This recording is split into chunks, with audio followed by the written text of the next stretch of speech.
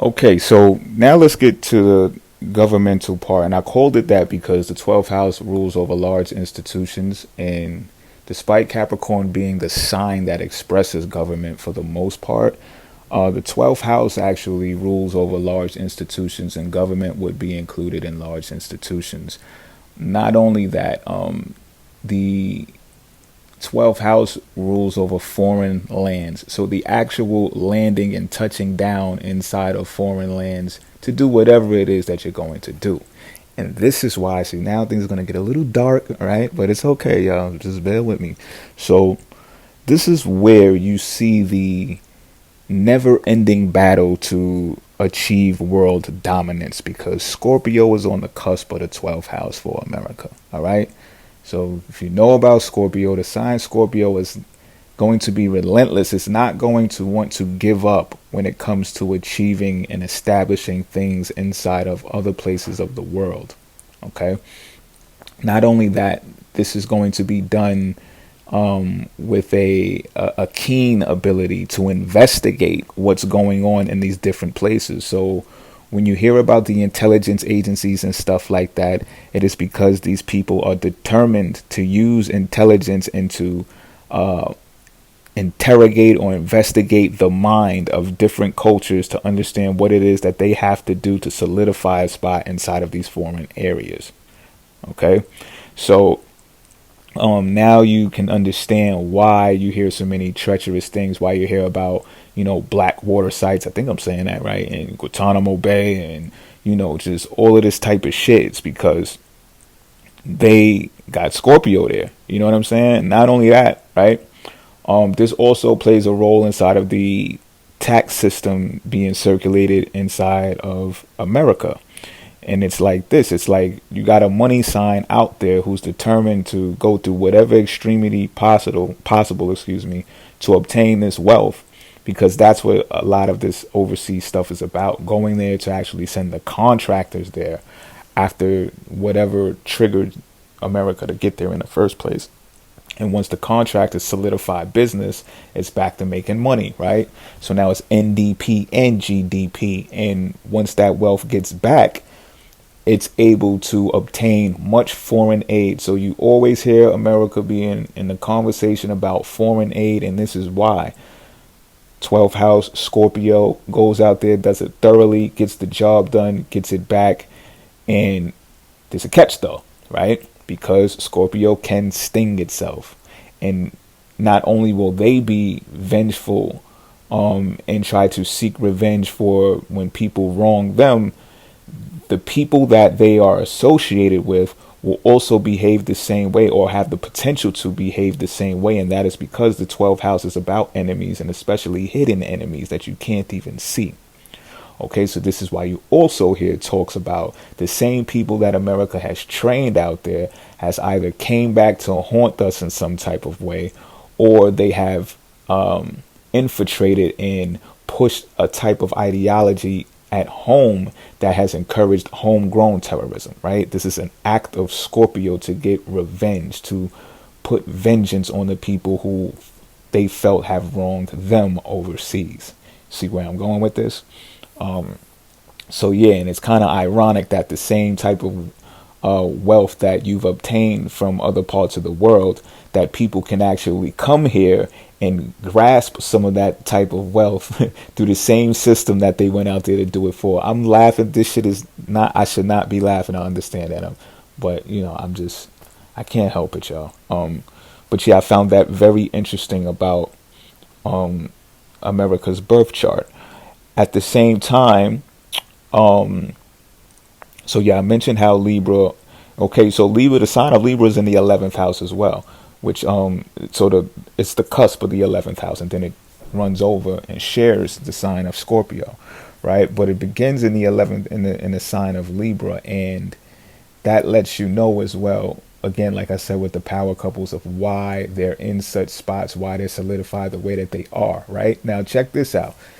Because I'm pretty sure you've heard or we've seen, especially across YouTube or some other type of social media platforms, how people are disgusted sometimes by celebrity culture and stuff like that. And it's just like, Now you get to see why it doesn't really matter as much as you think it should matter, because this is the way that this country is derived. This is the way that this country operates, right? So now you can see that you even have the opportunity to look other places for places that may suit you even better, even if you want to go visit to see maybe if it's a better place for you or whatever the case may be. And again, this is America. Look at the birth chart. People who go across or go aboard, you have that power of Scorpio in foreign lands. So you can go and dominate and really be powerful forces anywhere in the world. America really has a lot of strength from doing that. Being in college, I know that for real. Now, you won't necessarily be able to obtain that type of information through celebrity culture. You know what I'm saying? But you go in the libraries, you go in them books, you talk to the scholars, they'll tell you firsthand of how many pots we got our hands in overseas. And sometimes it trickles out in the news, which is going to bring me to my next thing that I want to speak about. Now, this may be a hindrance. It all depends on your perception and your style of doing things. The ninth house, y'all, is on the cusp of Leo. It's on the cusp of Leo. So everything looks big here. Everything looks huge here when it comes to publishing. And when you speak to people who are overseas, they'll tell you. You can see interviews of people saying this as well. That, you know what, when I was young and I seen America advertised, this is the only place I wanted to go. This is the only thing I wanted to be. Everyone will tell you this. Why? Because of the way America is advertised. Because of the way America is advertised. And of course, we know Hollywood has a great hand in that as well, which kind of makes me want to dance to the third house being an Aquarius, of why it might be called Holly Weird. You get what I'm saying? But it also shares the third house with Pisces largely, right? So motion pictures and everything. But again, back to the ninth house, it's a grandiose style. So it's like, if you don't have lifestyles of the rich and famous, right? What were the TV shows we watched when coming up? Dallas and, all of the soaps. They were in these like big, huge houses that you can only see in Long Island and shit like that. Or, somewhere in the hills or whatever the case may be. Like, everything is big here, or you're not doing it at all. Now, of course, again, like I said before, with the whole power couples and celebrity culture, you'll hear about these complaints and stuff, but when you see this chart and you see things for what they are, you can just say, well, that's the way things are in general here, right? But it doesn't necessarily mean that it's you. You have your own natal chart too. So although you may not be publishing content and whatever it is that you do at the level of your competitors, you know why now. Now, why I said that this can be a detriment is when Leo gets involved with things, it gets exaggerated. It can get also very highly opinionated, meaning dogmatic and not pragmatic, meaning you have an opinion about a lot of things that you have no data to back up. You're just going on a whim and how you solely feel about it, and you're expressing your opinions like, I like this, I don't like that. And what do you hear in most of media? And I'm talking mainstream media. You hear these guys, they got big names in media, right? What's the Don Lemon and all of these guys. I know their names when I hear them, but I can't just think of them right now. But these media names, these newscasters and stuff, their names get huge. Like, they're huge, and you'd be like, yo, but he's just a journalist. Like, what the fuck is the big deal? And it's just like, nah. It's just this big thing because of how exaggerated the media and publishing rules over the ninth house. So when you got Leo in the ninth house, and ninth house is naturally ruled by Sagittarius anyway, which Jupiter rules over and exaggerates everything it touches, you get to understand why everything is so big and huge here. And then when you look at Jupiter being placed inside of the sign of Cancer, you also see why the Waltons are the way that they are. I have to use them because they're an extraordinary example of how you can obtain wealth as a family, go overseas, make huge deals with China and stuff like that, come back and have a conglomerate, because the sign that rules over the ninth house is inside of the eighth house with Cancer, where Cancer expresses family and stuff like that, right? So, but this is a detriment of the ninth house, because when things are exaggerated, they're not really what they seem, right? Like when people go rent jewelry for a photo shoot or whatever they're doing, and then they put it back and they come back and they live a totally different lifestyle. Those who are watching these publishing and this advertising are getting bamboozled. They think it's something else that it truly isn't, right? And this is in some cases, like, there's true wealth here, don't get it twisted, but everybody's not doing it. They just tapped into the way that America operates, and you see it right here. Oh, you want to be big, you want to get known, you have to fake it till you make it, is what Leo in the ninth house in America means. Well, you better put on, you better make it look like you big. You sleeping in your car? All right, so what? Look, put on your friend's jewelry, put on your friend's clothes. We're gonna turn the camera on. You gonna act like you ain't sleeping in no car today. You understand what I'm saying? You're gonna do what you need to do so everybody gets the impression that you're rich like everybody else, bitch. You know what I'm saying?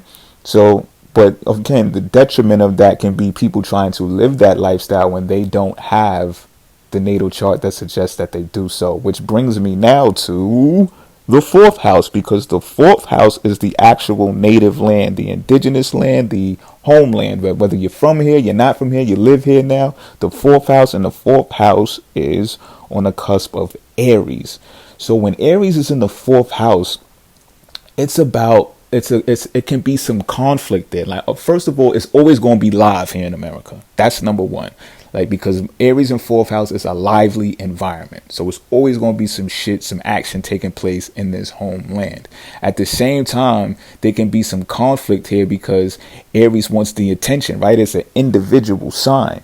So not only that, Aries, you know, it represents war. So if it's going to be conflict, it's going to be some war here, right? And it's up to Aries. Now, it's the potential there to actually be the promoter of peace as well. It's there. It really is. Now, it's up to the individual whether they want to build their wealth so that it results in a Cancer-like style, because you got to think about it. If you're behaving like an Aries and you're kind of just going off of your energy and not using tact, you can imagine the mistakes that you can make, especially when young. And, you know, age shouldn't have to have a difference, but it just is like that out here. These youngins, they get the hitting the bricks and they get the going at it. You know what I'm saying? And they don't necessarily look at it as, oh, let me try to do other things first to build a mental foundation, a social foundation, or whatever. They're like, no, I got to feed my family, right? I got to do this for my family. And it doesn't necessarily always work out that way, that they end up taking care of their family. They may get successful and move, right? Or they may have problems and conflict with their families, right? So the family structure here is kind of twisted, kind of broken the fuck up, right? And so is the marriage rate. The divorce rate is increasing at alarming rates. This is something that we could probably touch on later on, because there are solutions for that.